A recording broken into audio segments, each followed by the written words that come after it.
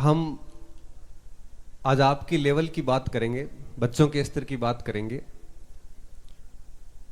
देखिए, आप में से कई सारे स्टूडेंट डॉक्टर बनना चाह रहे होंगे, डॉक्टर की प्रिपरेशन कर रहे होंगे। कई सारे विद्यार्थी आईआईटी में एंटर करना चाह रहे होंगे। कई सारे ऐसे स्टूडेंट होंगे जिनको सिविल सर्विसेज में जाना होगा, आईएएस आईपीएस बनना होगा। कई सारे ऐसे बच्चे जिनको आर्मी में जाना होगा। कई ऐसे स्टूडेंट होंगे जिनको टीचिंग लाइन में जाना होगा। हर स्टूडेंट अपने अपने उद्देश्यों, अपने अपने लक्ष्यों के साथ यहां उपस्थित है। मैं आपसे बताना चाहूंगा कि जीवन की कोई मंजिल होती नहीं है। मतलब आप बहुत अच्छी तैयारी करके जैसे कोई डॉक्टर बन गया या कोई आईआईटी में चला गया, डॉक्टर बनने के बाद वापस आके मन होता है कि इस ब्रांच में जाना है। उसमें जाने के बाद मन होता है कि एमडी कर लेते हैं। फिर भी कई बार संतुष्टि नहीं मिलती, तब सोचते हैं कि आईएएस की तैयारी कर लेते हैं। आईएएस बनने के बाद सोचते हैं कि थोड़ा और कर लेते हैं। ये पूरी जिंदगी ऐसे यात्राएं चलती रहती है और इस दरमियान कई बार हम थक भी जाते हैं, कई बार हमारा मोह भंग भी हो जाता है। आप सभी विद्यार्थियों से मैं कहना चाहूंगा कि हमें किसी भी स्तर पर थकना नहीं है, बैठना नहीं है। बस पढ़ते जाना है, जीवन गतिशील रखना है हमेशा। जिस स्तर पे हम बैठ गए, जिस स्तर पे हम थक जाते हैं, वो अपनी असल में हार होती है। इस पूरी यात्रा में कहीं पर भी न तो प्रतिशत मायने रखते हैं, न कभी ऐसी चीजें मायने रखती है जो बहुत ज्यादा आपको सुविधाएं मिलती, ये भी कोई अधिक मायने नहीं रखती। जो सबसे बड़ी बात जो मायने रखती है वो रखती है आपकी गंभीरता होनी चाहिए। किसी भी लक्ष्य को लेके आप जिसकी प्रिपरेशन कर रहे हैं, आप जिसकी तैयारी कर रहे हैं, ये बड़ा खूबसूरत जीवन है। आपका बचपन है, अभी आप स्कूली जीवन को जी रहे हैं। आपको खूब एंजॉय करना चाहिए, खूब पढ़ाई करनी चाहिए और जैसे जैसे आगे बढ़ोगे वैसे वैसे ये सतत परिवर्तनशील है। मैं आपको एक छोटा सा उदाहरण देता हूं। मेरे एक साथी थे जो 2011-12 की बात है, पीएमटी की तैयारी, उस समय पीएमटी होता था, नीट नहीं होता था। उन्होंने एक अटेम्प्ट लिया, उसमें उनका सिलेक्शन नहीं हुआ। वो 12वीं के 7 अटेम्प्ट था। उसके बाद में उन्होंने एक दूसरा अटेम्प्ट और लिया, उसमें भी उनका सिलेक्शन नहीं हुआ। तब उनके पिताजी ने कहा कि बेटा तेरे से ये पीएमटी वगैरह सेट नहीं बैठेगा। सीपीएमटी आरपीएमटी होते थे उस समय। तो ये पढ़ाई वढ़ाई छोड़, साइंस की छोड़ दे, आर्ट्स ले ले और बीएड वीएड करके शिक्षक बन जाना। उन्होंने कहा कि मुझे एक अटेम्प्ट और दे दो तो मैं बढ़िया कर लूंगा। उन्होंने उस लास्ट अटेम्प्ट मान लिया उसको। डू एंड डाई सिचुएशन होती है ना कि बस करो या मरो की स्थिति, और अपनी पूरी ताकत लगाई, रात दिन एक किए और बहुत मेहनत करने के बाद तीसरे अटेम्प्ट में उनकी राजस्थान में ठीक ठाक रैंक आई, टॉप 10 में थे। नवोदय विद्यालय से पास आउट थे और फिर एसएमएस कॉलेज जयपुर में मेडिकल साइंस में एडमिशन हुआ।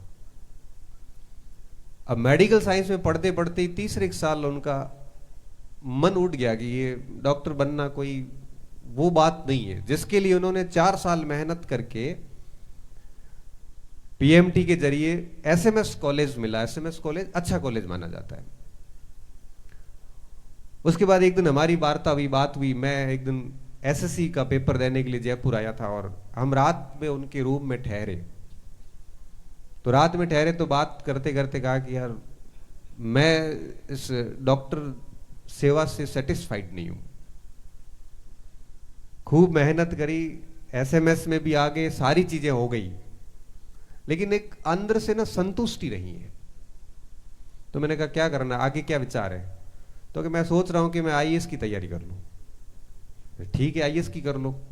अच्छा इंटेलिजेंट स्टूडेंट था और मेडिकल साइंस की डिग्री क्या लास्ट ईयर ही होगा और उन्होंने आईएएस की तैयारी शुरू कर दी। अब आईएएस की तैयारी शुरू करी तो पहले 3 अटेम्प्ट में मेडिकल साइंस का ही सब्जेक्ट रखा, सिलेक्शन नहीं हुआ। चौथा अटेम्प्ट सब्जेक्ट चेंज किया और छठे अटेम्प्ट में जाके उनका आईएएस में सिलेक्शन हुआ और इंडियन रेवेन्यू सर्विसेज मिला, आईआरएस। आईआरएस मिलने के बाद में छठा अटेम्प्ट था वो। ओबीसी कैटेगरी को 3 अटेम्प्ट और 9 अटेम्प्ट होते हैं टोटल। आईआरएस मिलने के बाद में जब ट्रेनिंग पूरी हुई तो फिर जब हम मिले तो बोले कि यार एक अटेम्प्ट और ले लेता हूं, क्या पता आईएएस बन जाऊं। मैंने कहा भाई कर क्या रहे हो?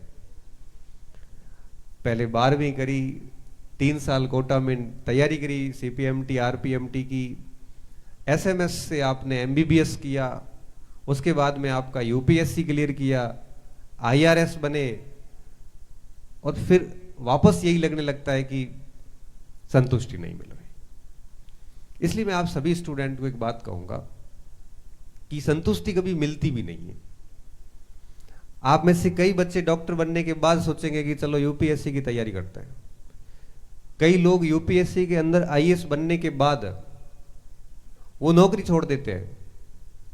अभी अभी एक सिविल सर्विसेज के अंदर एक आईएएस महोदय ने, जो आईआईटी पास आउट थे, आईआईटी करने के बाद में आईएएस बने, आईएएस बनने के बाद में 6-7 साल की जॉब करने के बाद में आईएएस छोड़ दिया। तो मेरा कहने का मतलब यह है कि कोई भी नौकरी, कोई भी सेवा इतनी बड़ी है नहीं। अभी आपको लग रही होगी कि बहुत बड़ी चीजें हैं, पता नहीं क्या होगा कैसे होगा। सब चीजें बड़ी आसानी से मिल जाती है, बस उसके लिए हमें ठीक से तैयारी करनी पड़ती है।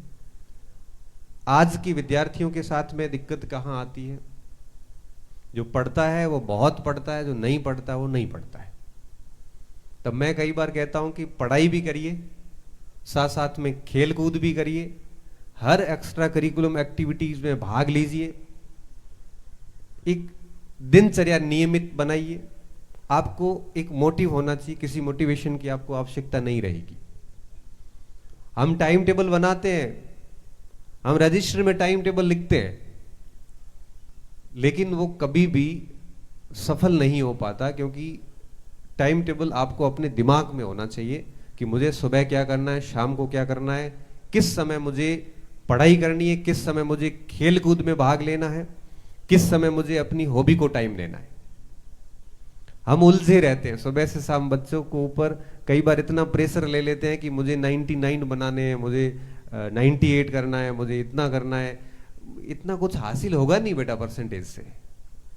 क्योंकि मैं मेरी खुद की बात करूं, मैं जब 10th क्लास में था तो मेरे उस साल 49% बने, मात्र 49%।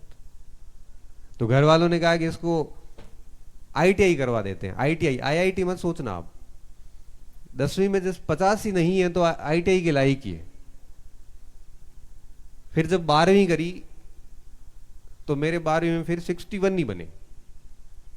इसमें भी हम भूल गए हैं कि किस विषय में कितने मार्क्स थे। अब परसेंटेज की वैल्यू आप समझ सकते हो कि जब हमें आज जब किसी गवर्नमेंट डॉक्यूमेंट्स में मार्क्स भरने पड़ते हैं तो हमें फाइल निकालनी पड़ती है कि मार्क्स है कितने, हम भूल गए। फिर जब कॉलेज में आए तो उस समय बात समझ में आई कि परसेंटेज मैटर नहीं करते, ठीक ठाक पढ़ाई कर लेंगे तो किसी अच्छी जगह चले जाएंगे। इसलिए कहते हैं ना, हर व्यक्ति की नियति में तय है कौन कहां जाने वाला है, आपको नहीं पता। अब हम भी रवाना हुए थे सिविल सर्विसेज के लिए और घूम के पहुंच गए शिक्षा विभाग में। अब इतने कम प्रतिशत के बाद भी हमने हमारी पढ़ाई जारी रखी, खेल कूद को डेली टाइम देना। आज भी समय मिलता है 1-2 घंटे हम खेलने जाते हैं। और इन सब पढ़ने पढ़ाने के बाद खूब सारा समय शेष बचता है, वो खुद को देते हैं। और उसी का परिणाम था कि मैंने जितनी भी परीक्षाएं मेरे क्षेत्र में आती थी मैंने दी, बड़े आराम से पास होता गया और आज तकरीबन 16 वर्ष की नौकरी हो गई है। 16 साल से भारत सरकार और उसके बाद राजस्थान सरकार में मैं सेवाएं दे रहा हूं। कहीं मैटर नहीं करता कि आप कितने परसेंटेज हैं, आप 10वीं 12वीं में कितने ब्रिलियंट रहे हैं या कमजोर रहे हैं, ये चीजें बहुत अधिक मायने नहीं रखती। जीवन में जो सबसे जरूरी चीज है वो ये है कि आप एक अच्छी विद्यार्थी हमेशा बने रहें। आपकी कोई गलत आदत नहीं होनी चाहिए, आपका कोई गलत ग्रुप नहीं होना चाहिए, आपके साथी बहुत अच्छे होने चाहिए। आप जिन लोगों के साथ रहते हैं उनका प्रभाव आपके ऊपर अवश्य पड़ेगा। आपका ग्रुप देख के हम बता सकते हैं कि आप क्या बनने वाले हैं। आपकी दिनचर्या फिक्स होनी चाहिए। और मुझे लगता है कि हम लोग सफलता के लिए तैयार बैठे हैं। हमारे को परीक्षा पास करने के बाद में क्या करना है ये सब पता है, लेकिन हम असफलता के लिए तैयार नहीं है। तब मैं स्टूडेंट को कई बार ये कहता हूं कि हमें असफलता के लिए भी तैयार रहना चाहिए। दिमाग में हमेशा रखना चाहिए कि फेल हो गए तो क्या। अगर आप पहले से ये सोच के रखते हैं तो आपके ऊपर कभी किसी प्रकार का दबाव नहीं आएगा। बाकी आप बहुत भाग्यशाली लोग हैं, मैं आपको बता रहा हूं फिर से, आप बहुत भाग्यशाली है कि आप ऐसे क्षेत्र में हो जहां संसाधनों की कोई कमी नहीं है, एजुकेशन इंस्टीट्यूट खूब है। आप एक बार हमारे मारवाड़ आके देखो, आपको 40-50 किलोमीटर की रेंज में कोई निजी विद्यालय नहीं मिलेगा आपको 10th तक का। आपको कॉलेज के लिए 100 से 150 किलोमीटर दूर जाना पड़ेगा। आप हमारे क्षेत्र में आके देखोगे तो आपको पानी लाने के लिए भी कितनी मशक्कत करनी पड़ती है, आपको समझ में आएगा कि वहां बच्चों के क्या हालात हैं। बालिका शिक्षा की मैं वहां बात करूं तो घर की बच्चियों को बाहर नहीं भेजते। आज भी मारवाड़ के अंदर बहुत स्थितियां खराब है। कुछ जगहों पे बच्चियां अब पढ़ना शुरू हुई है। बाकी हालत यह है कि बच्चियों को गांव के अंदर जो गवर्नमेंट स्कूल है वहां तक जितनी पढ़ाई है उतनी करवा दी जाएगी, उसके बाद उसकी पढ़ाई बंद हो जाती है। आप तो इतने भाग्यशाली है कि आप बहुत अच्छी जगह है, अच्छे घरों से है, यहां बहुत अच्छे इंस्टीट्यूट है पढ़ने के लिए। राजधानी के अंदर आप बैठे हैं, राजधानी यहां से बहुत दूर नहीं है, घंटे भर का रास्ता है। हमें राजधानी आने के लिए 12 घंटे की यात्रा करनी पड़ती है।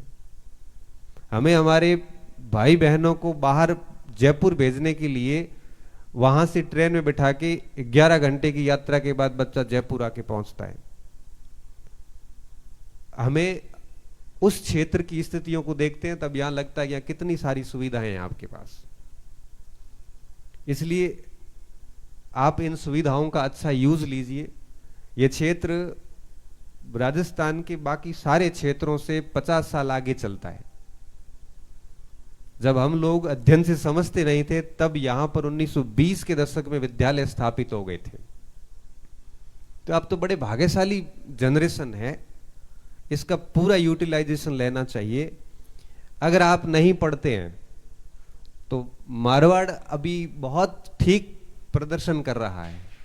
सरकारी भर्तियों में अभी स्थितियां ये हैं कि बाड़मेर जैसलमेर जैसे पिछड़े हुए क्षेत्र जो एजुकेशन में कहीं स्टैंड नहीं करते थे, आज हर वैकेंसी में आप अगर टोटल सिलेक्शन देखोगे तो टॉप 5 में वो मारवाड़ के मरुस्थल के जिले आने शुरू हो गए हैं। शेखावाटी, सही बता रहा हूं, साइंस मैथ को छोड़ के बेहद पीछे रहने लग गया है, क्योंकि बहुत अधिक सुविधाएं पीढ़ी को कमजोर कर देती है। बहुत अधिक सुविधाएं आपको आलसी बना देती हैं। बहुत अधिक सुविधाएं आपको पैसे और समय के महत्व से परिचित होने नहीं देती। आप बहुत अच्छी सुविधाओं में जी रहे हैं, इसलिए आप इसका बहुत अच्छे से यूटिलाइज करिए, खूब मेहनत करिए। आप सौभाग्यशाली हैं कि आपको गुरुजनों का सानिध्य मिला हुआ है, अच्छे इंस्टीट्यूट मिले हुए हैं, यहाँ हर प्रकार की अच्छी पढ़ाई होती है। और इसको जितना आप अच्छे से करोगे उतना आप आगे जाओगे। और आखिर में मैं आपको यही कहूंगा कि आपका अपना जीवन है, इसको बढ़िया बनाइए, अच्छी संगति में रखिए, अच्छी आदतें बनाइए, क्योंकि मैं अक्सर देखता हूं कि बच्चा आदतों के कारण पीछे रहता है। अच्छी आदतें विकसित होना बहुत ज्यादा जरूरी है। जितनी अच्छी आदतें होगी, और ये जो 12वीं तक की पढ़ाई है, ये अच्छी आदतें विकसित करने की पढ़ाई है। अगर इस जगह पे ठीक आदतें विकसित नहीं होती तो आगे बहुत परेशान होना पड़ता है। मैं आज देरी से आया, इसके लिए मैं क्षमा चाहूंगा, क्योंकि काफी दूरी का मामला था, और फिर आपके इस रूट पे सर ट्रैफिक भी बहुत होता है। हमारे बाड़मेर में तो ये हालत है कि हम गांव से शहर तक आते हैं, सामने 3 या 4 गाड़ियां आती है सिर्फ 60 किलोमीटर में। इधर तो स्थिति बहुत खराब है, मतलब हर टोल नाके पे, हर चौराहे पे हमें आधा आधा घंटा यहाँ पे गाड़ी रोकनी पड़ रही थी। मैं तो समझ ही नहीं पा रहा था कि इतना ट्रैफिक। फिर पता चला कि अब बड़े विकसित इलाके में हम आए। एक बाड़मेर जैसा क्षेत्र, हमारे वहाँ गाड़ियाँ इतनी है नहीं, हम तो बड़े आराम से रहने वाले लोग हैं, बहुत खुला खुला है। और यहाँ के जो शिक्षक वगैरह वहाँ आए हैं, वो वहाँ के राशन कार्ड वगैरह वहाँ बना दिए, अब वो वहीं रहते हैं, आराम से खुले में रहते हैं, बच्चे यहाँ पढ़ाते हैं, क्योंकि शिक्षा की यहाँ अच्छी दशाएं हैं। तो मैं आप सभी के उज्जवल भविष्य की कामना करता हूँ। आप सभी बहुत थके हुए हैं, खूब सारा पढ़िए, इस क्षेत्र की जो खूबियां हैं उसका अच्छे से उपयोग लीजिए, और इस पूरे क्षेत्र को आगे ले जाइए। मैं पूरी टीम को शुभकामनाएं प्रेषित करता हूं, आप सभी बच्चों को शुभकामनाएं देता हूं। मेहनत करिए। जय हिंद, जय भारत।